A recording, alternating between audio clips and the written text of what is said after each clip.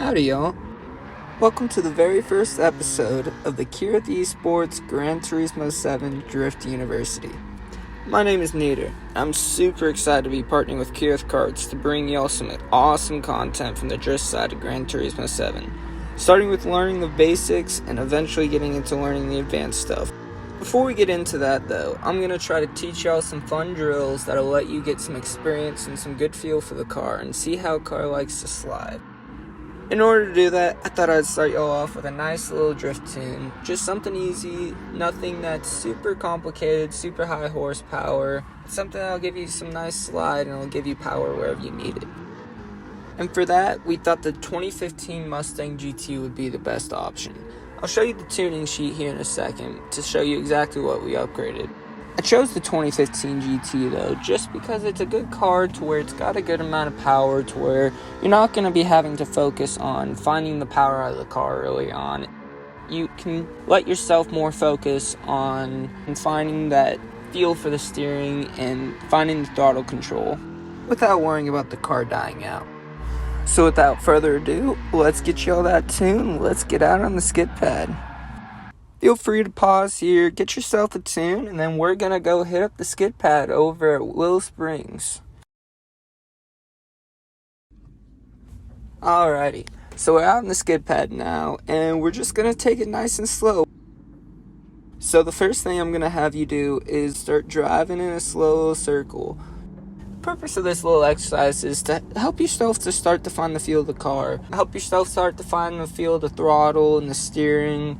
Definitely a lot more throttle on this though, as it's a good little tool to help you see exactly how much throttle you need. So you see I'm playing with seeing how much throttle I need to get the car entered into the drift.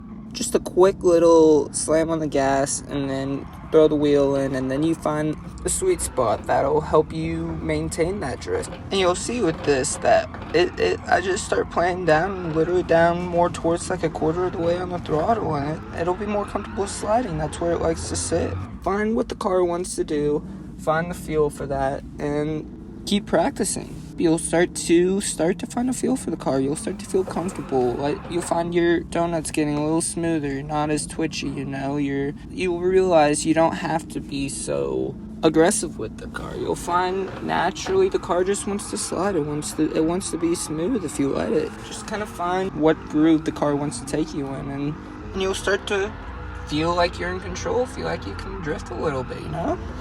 Now, the next thing you can work on, and you can't get a visual here because unfortunately the replay kind of messed the cones up, but what you can do is Willow Springs has a bunch of cones over there. You'll see them right there. You can just go kind of scoot one out to the middle of the track and use it as practice. Try to do some donuts around the cone. You don't have to start tight.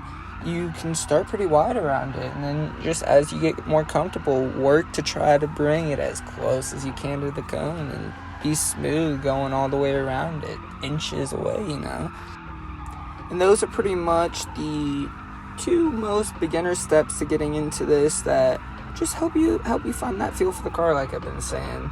I know I'm repeating it a lot.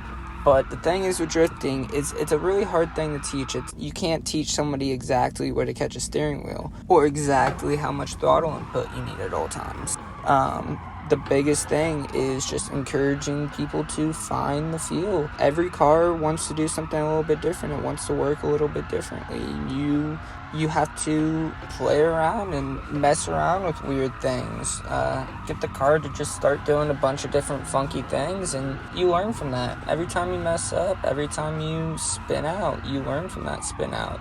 You're taking in a little bit of information. Alright, now it's time for the next step. What we're going to be doing is basically the same thing, except we're going to be widening out those donuts to pretty much as wide as you can get on the track.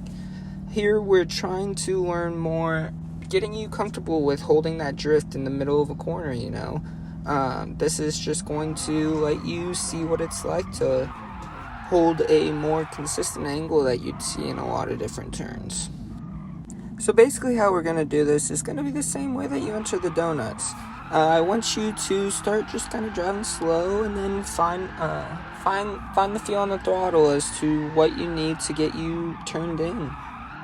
That's one thing important too that I should probably actually talk about more. Is one thing that you should realize is you don't need to throw the steering wheel as much as you think you probably do. A lot of it is more reliant on the gas and what your throttle input is, because if you just turn the wheel and just a little slightly and give the gas, it'll want to slide on you. It's a drift car. It doesn't want to go straight naturally. Just trust that. Realize that you don't have to be so aggressive. You can be a lot more smooth, be a lot more gentle, and it'll still want to drift.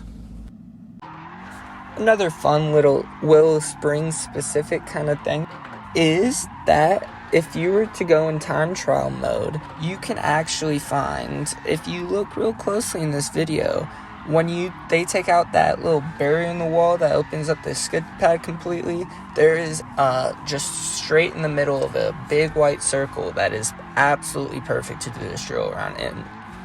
And it's perfect just because it helps you give a good, solid visual as to how consistent you're holding your angle.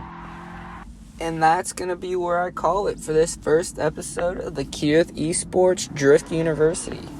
Thank you all so much for watching, and just as a little hint of what's to come next episode, I have here for you the figure eights, which will be the first topic. But thank y'all so much for watching. Make sure to hit that like button and subscribe if y'all enjoyed, and I am really looking forward to these upcoming videos with y'all. This is an awesome opportunity I'm so glad to be able to have, and I hope that I am doing it well for y'all. So any opinions, anything y'all would like to hear, shoot down in the comments. I'd love to help y'all out and really get this GT7 drift community start popping.